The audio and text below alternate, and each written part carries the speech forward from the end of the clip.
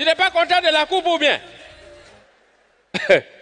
Vraiment, les gens qui nous ont dit on n'a qu'à gagner le trophée là. Et moi, ils vont regretter. Et ils croient que non, nous, on va célébrer ça un an seulement et puis on s'arrête là. Ils ont menti, hein? Ils ont menti. Même si pour Maroc là, on ne gagne pas, on va continuer de célébrer ça là. On ne laisse pas ça. Ivoirien quoi. Faut t'amuser. Surtout même pendant la CAN, même les équipes qu'on a gagnées, et actuellement, ils ont peur de regarder la RT. Ben, tous les jours, on diffuse ça seulement, on rediffuse. Quand ils passent à Bouaké, même là, c'est grave même. Tu vois sur le stade là, c'est écrit dehors, en grand caractère, D1. Côte d'Ivoire, Mali. Et puis ils ont mis à la 89e minute. C'est la partie là même qui peut tuer. Ivoiriens aiment attacher, hein? Ils aiment attacher. Surtout même la chanson qu'on vient d'écouter là. Ça là, on a consommé ça pendant la CAN. Embrasé, sauter, revenir, tout ça, on a consommé ça. On ne savait pas à quel moment ils vont mettre un peu de pause. C'est le jour où Guinée équatoriale nous a limé 4-0 là. Pays là, on dirait on était en deuil. Faut voir la RT là-bas, ils enlèvent cassette là, déposer de l'autre côté là-bas. Justement, à ça, il faut appeler à la RT. C'est lui qui va mettre mon son là, je porte plainte contre lui. Lui-même, sa propre chanson, il ne veut pas qu'on joue ça. C'est dans ça, je ne sais pas qui a eu gros cas à la télé là-bas, il a mis le son. Oh, mais oh, il y a une fois qui a dit, hey, qui a mis oh, mais oh, là, éteignez la télé. Ouais. Ah, vraiment, on s'est amusé. On s'est amusé. Bon, j'ai envoyé la coupe, hein, voilà ça. Ceux qui n'ont pas vu là, voilà ça. Venez, vous allez faire photo. Et faites vite, hein, parce que c'est la Côte d'Ivoire qui a remporté, mais il y a son propriétaire qui est là. Vous savez ça, non? La main fantôme. Ah, tu as vu? Voilà la main là qui sort là déjà. Mon frère, tiens ton trophée, c'est bon. Tiens. Voilà, tiens ton trophée, c'est bon. Les Ivoiriens sont mauvais, hein. Comment vous pouvez appeler papa de quelqu'un sous Pratoni? Est-ce que c'est bien ce que vous faites? Vous-même, quand vous asseyez là, c'est bien. Non, mais la coupe là, ça nous a mis en extase, quoi. On était très heureux. J'ai vu papa Beugre Mambé, j'ai vu maman Kandia aussi. Hey, vous avez chauffé, hein? C'est là on a compris que là, tiens, dans le pays là, quand ils ont dit, il n'y a pas quelqu'un ici. C'est ce jour-là on a créé la phrase là. Mais pour elle là, pour monsieur le Premier ministre et puis maman Kandia là, c'est petit, et la première dame. Allez ça, nous tous on a vu à la télé, hein? Juste même son mari s'est retourné, c'est quoi ça là? On dit non, c'est ta femme là. Il dit, hé, Fanta, depuis quand? Ton côté douleur est sorti. Ah non, c'était chaud. C'était chaud, mais ça c'est petit. Moi, je vais vous faire un petit rappel de la CAN, parce que je sais qu'on s'est bien amusé. Moi-même, la partie qui va me tuer là, c'est où le ministre a mis Adingra au dos là. Il dit, hé! Non, mais on voulait prolonger vraiment le temps de la CAN pour qu'on soit toujours en extase. C'était bien. On a aimé. La CAN, c'était chic. Moi, j'étais au terrain. J'ai vu que les gens étaient en maillot, tout ça. Mais les Ivoiriens, souvent, quand vous voulez parler là, dites ça directement. Il y en a qui mettent derrière leur maillot les propos en parabole. Tu vois, derrière la vie est chère. Nous, mais on l'a dit, va au plateau là-bas, tu as dit ça là-bas. Il y a des filles même là, elles sont venues régler leur compte dans l'affaire des ballons là. On est venu régler le ballon, vous voulez régler le compte. Elles mettent derrière, ce que tu as laissé là, quelqu'un d'autre a pris. Tu vois ça? Mais il y a un gars là, jusqu'à présent je le cherche. Lui il a mis derrière son maillot, je suis le mouton de Ado. Je dis, toi, faut pas sortir dans Tabaski, hein? D'accord? Souvent je me pose des questions et je ne comprends pas. Mais c'est tout ça qu'on appelle l'union. L'union, c'est ça. Il faut appeler quelqu'un, vous allez vivre ensemble, c'est important. Et quand on parle d'union, on parle d'unité. Mais dans ce bonjour, on parle de cohésion sociale. Et ça, c'est bien. Mais moi, je pense que le gouvernement est un peu en retard sur nous autres. Hein. Parce qu'il y a longtemps, on est dans l'affaire de cohésion sociale. Surtout dans mon quartier. Nous, on a installé même un box de cabines téléphoniques où les gens doivent venir appeler par rapport à la cohésion sociale. Toutes les ethnies étaient regroupées pour appeler. C'était la phase pilote de la cohésion sociale. J'ai dit, quand on a fini de construire cabine téléphonique là, la première ethnie qui est rentrée, c'est Baoulé. Baoulé a téléphoné pendant 40 ans, pendant 40 minutes. Quand il est sorti, en même temps, Yacouba est rentré. Les Yacouba, ils ne disent pas au téléphone. Hein. Et ils n'ont pas beaucoup à dire. Quand ils sont rentrés, croyez-moi, il a raccroché. Il est sorti 9 secondes, il est sorti. Quand BT est rentré, lui, il a pris tout son temps. Il communique. Oh, la ligne était en dérangement. Lui, il ne savait pas ça. Il est en train d'appeler seulement. C'est quand il sort, il se rend compte, il a fait 10 minutes. Il sort, il se rend compte que le combiné n'était pas branché. Et au moment où il voulait sortir, il voit que ce n'était pas branché. Et c'est en ce moment il demande, je peux rentrer pour appeler Djouladi à Mouloubey. Et puis vous sont en train de communiquer. Laisse-moi, je vais communiquer aussi. On dit, il faut laisser Bété, il va terminer. Il dit, je ne vais pas durer. On lui a dit, tu as fait combien de temps? Il dit, il a fait 5 minutes.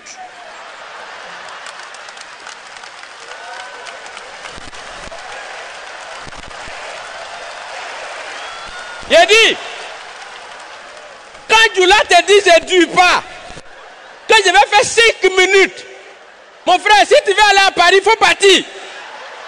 C'est pas aujourd'hui, il va finir, hein? Je te dis que même salutation seulement, il a fini les 5 minutes. Baoulé voulait téléphoner, il dit, laisse-moi 5 minutes encore.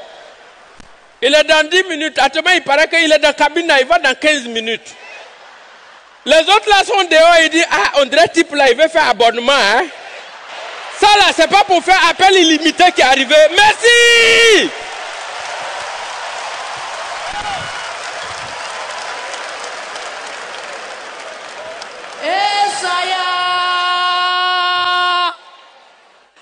Vous êtes en train de penser que vous allez vous reposer quoi? Ils ne savent pas comment faire pour m'éteindre. Mais ils se... Continuez.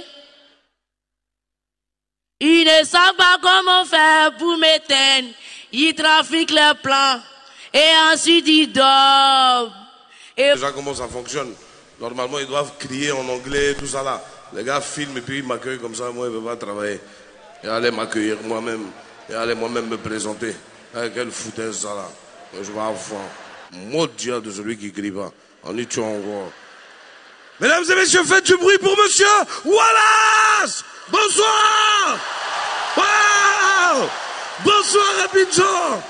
Qu'est-ce que ça fait plaisir. Je suis en tournée, mesdames et messieurs. Je vous jure, je suis revenu à Abidjan que pour faire Bonjour 2025. Si ça, c'est pas de l'amour. Mais applaudis, c'est de l'amour, applaudis. Qu'est-ce que tu fais, frère? Je fais une tournée dans le monde entier. Je suis allé jusqu'en Afrique subsaharienne, le plus bas possible. Et je me suis arrêté au Congo. Frère, Congo, je ne vais plus là-bas. Tu parles avec quelqu'un, tu lui demandes comment tu t'appelles. Tu ne sais pas s'il t'a donné son nom, s'il t'a donné une réponse parce qu'il n'a pas compris la question. J'ai demandé à un gars comment tu t'appelles, il m'a dit personne. J'ai dit, tu dis quoi hein? Même en Côte d'Ivoire, on commence à avoir ces habitudes de donner des noms bizarres aux gens. J'ai demandé à un gars la dernière fois comment tu t'appelles, il m'a dit Jean-Pierre. J'ai dit, tu veux dire Jean-Pierre? Il dit non, non, Jean-Pierre. Z-A-N Pierre. J'ai dit, bon, j'ai compris, tu zozotes. Il dit, voilà, je zozote pas. Mon nom, c'est Jean-Pierre. J'ai dit, pourquoi? Il dit, c'est mon père. J'ai dit, appelle le vieux. Il a appelé le vieux. J'ai dit, le vieux, pourquoi tu as appelé ton fils là, Jean-Pierre? Il dit, je vais t'expliquer. J'ai dit, c'est bon, faut laisser, on a compris. Faut pas expliquer. Je suis allé au Cameroun, mesdames et messieurs. J'ai demandé à un gars au Cameroun, j'avais une cigarette. J'ai dit, pardon, tu as du feu? Il m'a dit, je ne fume pas. J'ai dit, bon, tu cherches quoi? Si tu ne fumes pas, tu sais que tu n'as pas de briquet. Dans ma tournée, mesdames et messieurs, j'étais dans un avion assis à côté d'un imam. Il a prié tout le vol. Je pense que si on est arrivé en sain et sauf ce vol, c'est grâce à lui. Il avait une barbe. Ça arrive chez le pilote. Tout le vol, Allahu Akbar, subhanallah, la ilaha illallah, masha'Allah. J'ai dit, le vieux, calme-toi, il n'y a rien. Il m'a dit, alhamdulillah, subhanallah. L'avion a commencé à bouger un peu. Il a commencé à faire, la ilaha illallah, la ilaha, ishhadu anna la ilaha illallah. J'ai dit, le vieux, on ne va pas mourir. À un moment, l'avion a fait ça. Il a crié, Jésus. J'ai dit, eh, tu es avec qui? Tu es avec nous ou bien tu es avec eux? Il dit, mon petit, dans ce genre de situation, il faut appeler les deux. Forcé, il y a un qui va répondre dedans. On est différents. J'ai été joué en France, mesdames et messieurs. En France, il y a un truc qui me choque à chaque fois que je pars. J'ai l'impression qu'il y a de moins en moins d'amour entre les êtres humains. Tous les êtres humains se promènent avec des animaux, des chiens. Je vous jure, mesdames et messieurs, que ça m'a rendu encore 3 fois plus fier d'être africain. Parce qu'ici, nous, on n'a pas le temps de se promener avec chiens. On se promène avec nos amis. Et tu sais, les gens, ils se promènent avec un chien, et quand tu arrives, tu lui dis bonjour. Et tu regardes le chien, il regarde son chien lui-même, il dit, dis bonjour au monsieur. Il dit, mon vieux, si ton chien m'a dit bonjour, toi, moi, on doit quitter devant lui. Ils adorent les chiens. Moi, j'ai un problème avec les chiens, mesdames et messieurs. Quand je vais chez un Européen à la maison et que je rentre et que la première chose que je vois, c'est un gros chien qui court vers moi, je ne suis pas serein. Mais le propriétaire de la maison a toujours la même phrase, ne t'inquiète pas, il va juste te sentir.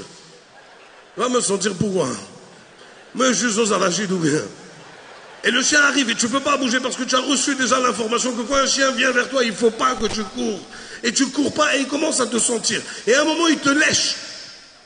Et tu lui dis, mon vieux, on dirait il me goûte là. Hein. Et tu n'es pas à l'aise, tu n'es pas serein. Je te jure, on est très différents, mesdames et messieurs. J'ai vu comment les Européens éduquent leurs enfants. C'est différent de nous. C'est vrai, c'est moins violent, mais c'est différent. Là-bas, un enfant peut insulter son père, ça va pas quelque part. J'ai vu des Européens dire à leur père, mais alors, qu'est-ce que tu vas faire, connard? Et j'ai pas pu m'empêcher de penser que dans ma famille, si un jour, par hasard, je venais à tester, de dire, c'est-à-dire avant de dire connard, même quand je vais dire, bah. Et lui, il rentre dans sa chambre et il claque la porte. Bah. Et il est fâché, donc il l'ouvre encore et puis il claque. Bah. Et tu as les deux parents en bas qui discutent. Eh ben dis donc, Valentin, il file un mauvais coton. Hein. Ah, je suis pas content. Tu sais pas quoi? On va peut-être l'amener voir un psy. On m'a jamais amené voir un psy. On m'a amené voir la ceinture. On m'a amené voir la louche. Chez nous, ça se passe pas de la même façon, frère. Chez nous, quand ton père il crie sur toi, tu rentres dans ta chambre, tu fais comme le français. Tu prends la porte et tu la claques et tu l'attrapes avant qu'elle se ferme. Parce que si elle t'a échappé des mains, en bas, il va pas discuter. Hein. La seule discussion qu'il va y avoir, c'est faut pas le tuer. Mais quand ton père rentre dans la chambre, même toi, tu as déjà commencé, j'ai pas fait exprès, j'ai pas fait exprès.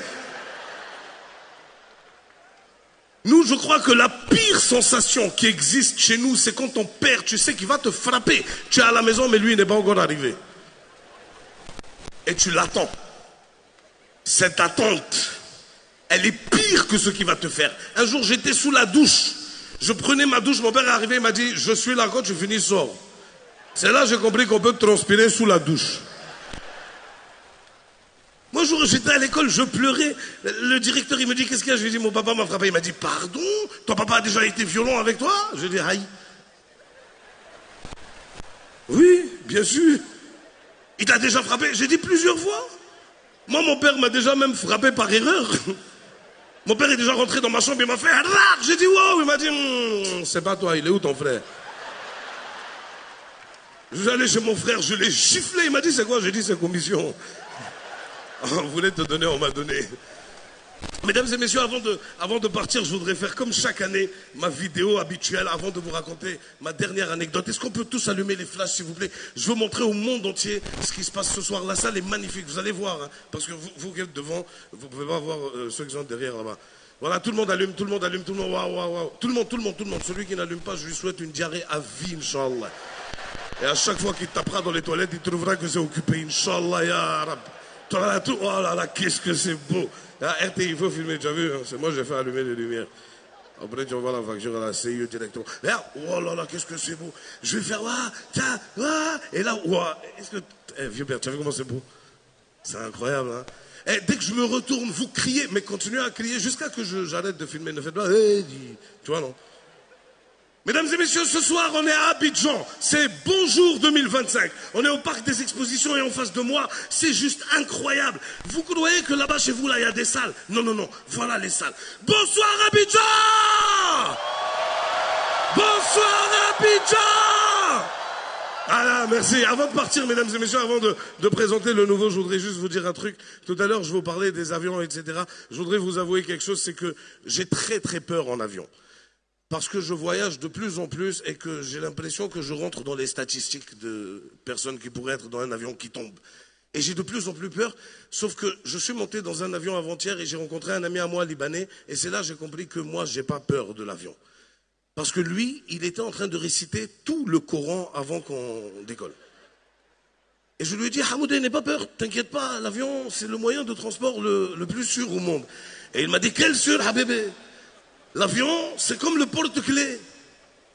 J'ai dit, j'ai pas compris. Il m'a dit, ça veut dire que ça te permet de perdre toutes tes clés en même temps, au lieu de les perdre une par une. Et ça m'a fait réfléchir ce qu'il a dit. Et il était assis en issue de secours. En classe économique. Donc, vous savez pas, je vais vous expliquer ce que c'est. Derrière là-bas, vous savez c'est quoi la classe économique? C'est à l'arrière de l'avion, issue de secours, c'est là où tu as plus d'espace devant. Lui, il était assis là-bas, sauf qu'en issue de secours, il y a une porte qu'on vient te dire que s'il y a un problème, c'est toi qui dois ouvrir. Le gars, déjà, il n'est pas serein. Il est assis, Bismillah ar-Rahman ar-Rahim, alhamdulillah, rabbil alamin. Je lui dis, ça va, Hamoud, ar-Rahman ar-Rahim. Et la dame, elle vient, donc elle commence à nous faire ça, il se retourne vers moi, il me dit, voilà, qu'est-ce qu'elle est là? Je dis, elle nous donne des instructions en cas de problème, et il dit, tu vois, je t'ai dit, il y a un problème dans l'avion. Je dis, non, il n'y a aucun problème, je te jure, c'est normal. Elle a fini de donner les instructions, elle est venue le voir, elle lui a dit, monsieur, s'il y a un problème, c'est vous qui allez devoir ouvrir la porte. Et dit, madame, il y a quel problème dans l'avion? Dis-moi en même temps, parce que depuis tout à l'heure, tu nous parles en code. Elle lui dit non, non, c'est normal. Il dit c'est pas normal. Quand je suis allé acheter mon billet, ils m'ont pas dit je vais ouvrir la porte pour quelqu'un. Ils m'ont dit tu t'assois place numéro 18. Il y a un vieux qui a suivi la scène derrière, il était fatigué, il a pris sa canne, il est allé la voir. Il dit madame, si vous voulez, moi je pourrais ouvrir la porte. Hamoudé l'a regardé, il dit madame, je vais ouvrir. Parce que si on va attendre lui, il va ouvrir, Habibé, on va tous mourir. Elle lui a dit, très bien, s'il y a un problème, on va vous faire signe, vous voyez le petit bouton rouge là-bas, vous tirez, vous tournez et vous poussez, la porte s'ouvre toute seule. Hamoudé a laissé courant. Tout le vol, il faut voir Hamoudé, tirer, tourner, pousser. Tirer, tourner, pousser. J'ai dit, Hamoudé, il y a quoi? Il dit, tu sais, on m'a nommé responsable de la porte de l'avion. Les Libanais, il ne faut pas leur donner pouvoir. Hein. T'as nommé responsable de la porte de l'avion, c'est fini. Hein. Il est devenu le délégué. On est en plein vol, il y a un petit qui se lève pour aller aux toilettes. Il dit, petit, tu vas où? Il dit, je vais aux toilettes. Il dit, va vite, tu viens, tu t'assois, tu mets la ceinture. L'avion, il va tomber, Inch'Allah. À un moment donné, l'avion commence à bouger. Il commence à bouger et puis il appelle l'hôtesse de l'air. Il dit, madame, viens ici, c'est le responsable. Le gars, mais viens ici, c'est le patron de la porte. Je vais laisser fermer. Hein. Viens ici. Elle vient, elle lui dit oui, il lui dit pourquoi l'avion il bouge. Elle lui dit ce sont des turbulences. Il dit des turbulences quoi? Elle lui dit des trous d'air. Il s'est retourné chez moi, il dit tu vois Wallace, on ne veut pas laisser le président travailler. J'ai dit il n'a pas à voir dans ça. Il dit ah mais il n'a pas fini de fermer les trous en bas, ils ont déjà gâté en haut. J'ai dit Hamoudé, pardon, c'est pas dans ton ami politique, pardon. Dans un moment, dans les trous d'air là, l'avion a fait. Il y a une go derrière qui a crié Jésus. Hamoudé a tiré. Il dit Hamoudé, tu fais quoi? Il dit Habibé, je connais les Saintes Trinités. Wallah, j'attends Marie-Joseph pour tourner pousser. Merci Abidjan. Mesdames et messieurs, est-ce qu'on peut faire du bruit pour mon frérot qui vient de loin? Il vient de très loin et je veux que vous lui montriez ici, en Côte d'Ivoire, en Afrique, comment on sait recevoir. Du bruit pour monsieur Ahmed Silla.